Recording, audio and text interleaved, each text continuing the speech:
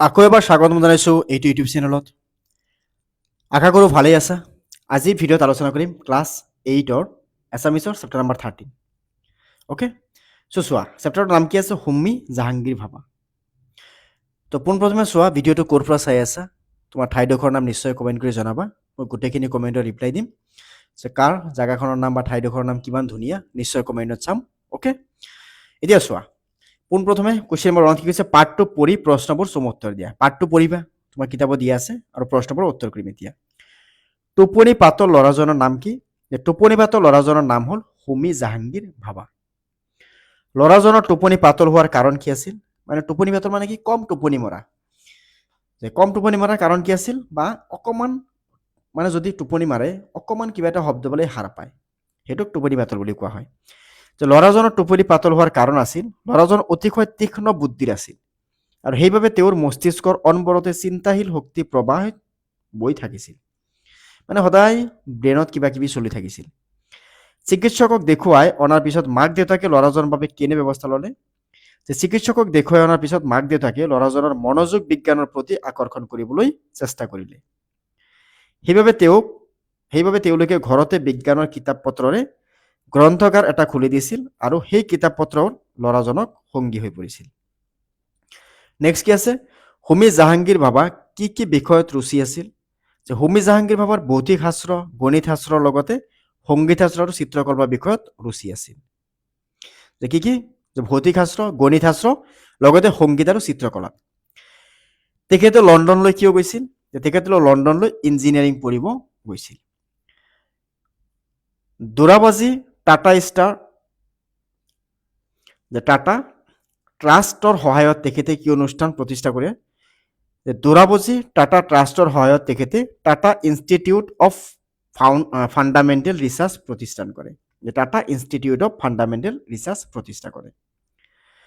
স্বাধীনতাৰ পাছত তেখেতে কি আয়োগৰ মুৰব্বী হিচাপে নিযুক্তি হৈছিল? স্বাধীনতাৰ পাছত তেখেতে পৰমাণু শক্তি আয়োগৰ মুৰব্বী হিচাপে নিযুক্ত হৈছিল। তেখেতৰ প্ৰতি শ্ৰদ্ধা জনাই কি অনুষ্ঠান প্ৰতিষ্ঠা কৰা হৈছিল? তেখেতৰ প্ৰতি শ্ৰদ্ধা জনাই ভাবা পাৰমাণৱিক গৱেষণা কেন্দ্ৰ প্ৰতিষ্ঠা কৰা হৈছিল। লাহে লাহে কিতাপবোৰ ল'ৰাজনৰ সংগী হৈ পৰিল। ইয়াত ল'ৰাজন বুলি কাৰ কথা কোৱা হৈছে? কিতাপবোৰ কেনেদৰে তেখেতৰ সংগী হৈ পৰিছিল বুজাই লিখা। যে ইয়াত ল'ৰাজন বুলি হোমী জাহাংগীৰ ভাৱাৰ কথা কোৱা হৈছে। যেতিয়া টোপনিত পাতল ল'ৰাজনে মাক দেউতাকে চিকিৎসকৰ ওচৰলৈ লৈ গৈছিল, তেতিয়া চিকিৎসকে তেওঁৰ মস্তিষ্ক অনবৰতে চিন্তা শক্তি প্ৰবাহ বৈ থকাৰ কথা কৈছিল। মানে মাইণ্ডত কিবা কিবি চলিয়ে থাকে সদায়। এই কথা শুনি ল'ৰাজনৰ মাক দেউতাকে তেওঁক বিজ্ঞানৰ প্ৰতি আকৰ্ষিত কৰিবলৈ সিদ্ধান্ত ল'লে, আৰু সেই অনুসৰি ঘৰতে বিজ্ঞানৰ কিতাপ পত্ৰবোৰৰ দ্বাৰা গ্ৰন্থাগাৰৰ সদৃশ সাজি দিলে। আৰু লাহে লাহে ল'ৰাজনে এই কিতাপবোৰৰ পঢ়ি ভাল পোৱা হ'ল, আৰু কিতাপৰ মাজতেই সময় কটাব ল'লে। এনেদৰে কিতাপবোৰ তেখেতৰ সংগী হৈ পৰিল। 3 নম্বৰ কি আছে? হোমী জাহাংগীৰ ভাৱাৰ সপোন কি আছিল? এই সপোন কিয় ফলৱতী নহ'ল? যে হোমী জাহাংগীৰ ভাৱাৰ সপোন আছিল ভাৰতবৰ্ষক পাৰমাণৱিক শক্তিৰ ক্ষেত্ৰত জাকত জিলিকা দেশ হিচাপে পৰিগণিত কৰা। মানে পাৰমাণৱিক শক্তি থকা দেশ এখন বনোৱাৰ। এই বিষয়ে তেখেতে সদায় ৰঙীন সপোন দেখিছিল, আৰু এই সপোন ফলৱতী হোৱাৰ আগেয়ে তেখেতে এক বিমান দুৰ্ঘটনাত পতিত হৈ মৃত্যু হৈছিল। মানে বিমান দুৰ্ঘটনাত তেখেতৰ মৃত্যু ঘটিছিল। হোমী জাহাংগীৰ ভাৱে ভাৰতবৰ্ষক ভাল পাইছিল, এই কথাৰ পাঠটোত কেনেধৰণে প্ৰতিফলিত হৈছে লিখা। মানে ভাৰতবৰ্ষক যে ভাল পাইছিল কেনেকে, এইটো পাঠৰ পৰা বুজিব পাৰি লিখিব লাগে। তো চোৱা, হোমী জাহাংগীৰ ভাবাই বিদেশত থাকিয়ে দিন কটোৱাৰ সুন্দৰ সুযোগ পাইছিল যদিও সুযোগ গ্ৰহণ নকৰি তেখেতে ভাৰতবৰ্ষলৈ ঘূৰি আহে নিজৰ দেশৰ প্ৰতি থকা কৰ্তব্য আৰু দায়িত্বৰ বাবে। ঠিক আছে, ভাৰতবৰ্ষক পাৰমাণৱিক শক্তিৰ ক্ষেত্ৰত এখন জাকত জিলিকা দেশ হিচাপে গঢ়ি তুলিবলৈ তেখেতে অহৰহ ৰঙীন সপোন দেখিছিল। দৌৰাবাজী টাটা ট্ৰাষ্টৰ সহায়ত তেখেতে Tata institute of fundamental research প্ৰতিষ্ঠা কৰে। ভাৰতক পাৰমাণৱিক শক্তিৰ ক্ষেত্ৰত জাকত জিলিকা দেশত পৰিণত কৰাৰ বাবে তেখেতে বিভিন্ন পৰিকল্পনা কৰিছিল। গতিকে ইয়াৰ দ্বাৰাই তেখেতে যে ভাৰতক ভাল পাইছিল সেই কথা প্ৰতিফলিত হয়। নেক্সট কি আছে? হোমী জাহাংগীৰ ভাবা পাঠটোত থকা বিভক্তিযুক্ত শব্দবোৰ বাছি উলিওৱা। হোমী জাহাংগীৰ ভাবা পাঠটোৰ বিভক্তিযুক্ত শব্দবোৰ হ'ল কালত, মানে ত বিভক্তি আছে, শিশুসকলৰ মানে ৰ এটা বিভক্তি, বহুদিনলৈ ল এটা বিভক্তি, দেউতাকক মানে ইয়াতে ক এটা বিভক্তি, ল'ৰাজনৰ ৰ এটা বিভক্তি, চিকিৎসকৰ, বিজ্ঞানৰ, চিত্ৰাংকনৰ, বিদেশত, দেশৰ, সহায়ত, গেলাৰীত। মানে ইয়াতে ৰ আৰু ত আৰু ক বিভক্তি ইয়াতে তাৰ লগতে লৈ বিভক্তি ব্যৱহাৰ হৈছে। নিম্নলিখিত শব্দকেইটাৰ পৰা বিভক্তিবোৰ বাছি উলিয়া। তেখেতে প্ৰথম বিভক্তিৰ কৰ্তাকাৰক। অ'কে, তাৰপিছত কি আছে শিশুজনক, ইয়াতে কি আছে প্ৰথম বিভক্তিত কি আছে ইয়াতে এ আছিল। অ'কে, দ্বিতীয় বিভক্তি ইয়াতে ক আছে কৰ্মকাৰক। কিতাপৰে ইয়াতে ৰে আছে তৃতীয় বিভক্তি। ভাৰতলৈ লৈ আছে চতুৰ্থ বিভক্তি। চিকিৎসকৰ ৰ আছে ষষ্ঠ বিভক্তি আৰু ত আছে তটো সপ্তম বিভক্তি মানে অধিকৰণ কাৰক। ঠিক আছে, এইটো বস্তু চাবা। ষষ্ঠী বিভক্তি এইটো আছিল সম্বন্ধ কাৰক, চতুৰ্থ বিভক্তি ভাৰতলৈ এইটো আছিল সম্প্ৰদান কাৰক। এতিয়া 7 নম্বৰ চাম, তলৰ বাক্যকেইটাৰ আস্থানি পদবিলাকৰ বিভক্তি নিৰ্ণয় কৰা আৰু কাৰকসমূহৰ নাম লিখা। তো চোৱা কি আছে ডুবলিত ইয়াতে ত আছে সপ্তম বিভক্তি অধিকৰণ কাৰক। কিতাপ ইয়াতে শূন্য বিভক্তি কোনো বিভক্তি নাই এইটো কৰ্মকাৰক। দুখীয়া ৰ আছে ৰটো ষষ্ঠ বিভক্তি সম্বন্ধ কাৰক। মোৰ ইয়াতে কি আছে ৰ আছে ষষ্ঠ বিভক্তি সম্বন্ধ কাৰক।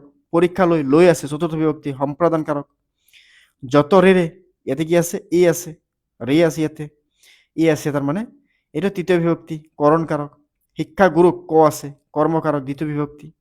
হিমালয় পৰ্বত অ'কে ইয়াতে কোনো বিভক্তি যোগ হোৱা নাই এইটো কৰ্মকাৰক। মানুহক ক বিভক্তি আছে দ্বিতীয় বিভক্তি এইটো কৰ্মকাৰক বুলি কোৱা হয়। এতিয়া 8 নম্বৰ প্ৰশ্নত চোৱা কি কৈছে খালী ঠাই পূৰ কৰোঁতে আষ্টনা শব্দকেইটাৰ বিপৰীত অৰ্থ বুজা শব্দ লিখা। যেনে পাতল টোপনি গভীৰ টোপনি, সফল মাতৃ বিফল মাতৃ, তীক্ষ্ণ বুদ্ধি ভোটা বুদ্ধি, কোনো বিসংগতি কোনো সংগতি, পাঠ অন্তৰ্ভুক্ত পাঠ বহিৰ্ভুক্ত।